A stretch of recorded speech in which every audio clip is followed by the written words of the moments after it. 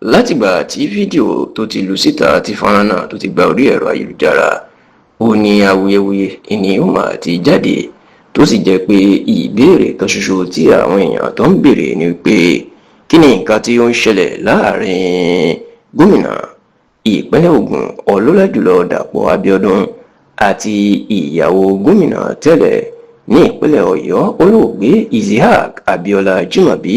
ìyẹn arábìnrin Florence Ajimobi tó jẹ́ aṣojú orílẹ̀-èdè Nàìjíríà sí orílẹ̀-èdè Austria ìyẹn the Nigerian ambassador to Austria tó sì jẹ́ pé títí di àsìkò yìí ìlọrin sì ń jẹ́ ìmọ̀ tó sì ń ṣe àwọn èèyàn ní kàyéfì nítorí pé wọn kò tiẹ̀ gbọ́ tàbí rí ihu gbọ́ wípé ìjà kan wà láàrin Dàpọ̀ Abíọ́dún àti Florence Ajimobi ọmọ orílẹ̀-èdè Lebanon.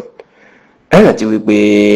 Dàpọ̀ Abíọ́dún ó ní gómìnà ìpínlẹ̀ Ògùn òun náà sì tún ní alága gbogbo àwọn gómìnà apá gúúsù orílẹ̀-èdè Nàìjíríà èèyàn the chairman of the Southern Governors of Nigeria. bẹ́ẹ̀ sì rèé ọkọ Florence Ajimobi ìyẹn olóògbé Isiaq Abiola Ajimobi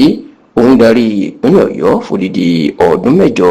ọdún 2011 ìní Ajimobi ló di gómìnà ìpínlẹ̀ Ọ̀yọ́ lẹ́yìn tó fẹ̀yìn olóògbé Christopher Adébáyọ̀ Àlàó Àkàlà tó fẹ̀yìn ẹ̀ janlẹ̀ tó sì jẹ́ pé ọdún 2019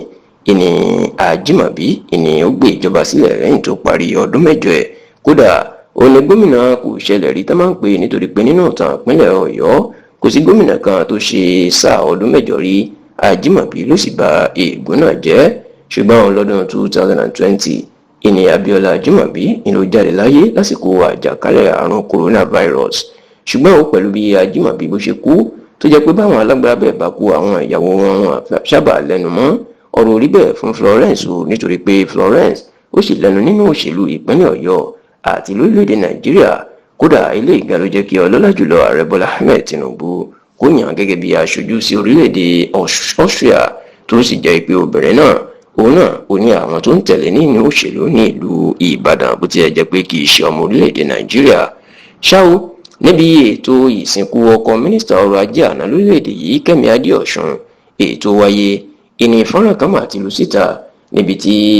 Florence àti gómìnà Dàpọ̀ Abíọ́dún tí wọ́n ti kọ̀ láti bára wọn sọ̀rọ̀ tàbí láti kíra wọn. níṣẹ́ ni ẹni tó jẹ́ ọ̀gá àgbà àjọ tó ń rí sí owó orí lórílẹ̀‐èdè Nàìjíríà ìyẹn Zaccheaus Adédèjì ló fa Florence Ajimobi tó mú bíi màmá ló fa lọ bá gómìnà Abíọ́dún láti bá wọn parí ìjà láti jẹ́ kán sọ̀rọ̀ ṣùgbọ́n tí Florence Ajimobi tó yarí nínú fọ́nrán fídíò tó lu síta yìí ọ̀rọ̀ ló sì dá awuyewuye ńlá sílẹ̀ tó jẹ́ pé àwọn èèyàn ń béèrè pé kí ló lè fa ìjà láàrin Dàpọ̀ Abíọ́dún àti Florence Ajimobi ìyàwó olóògbé Abiola Isiaq Ajimobi.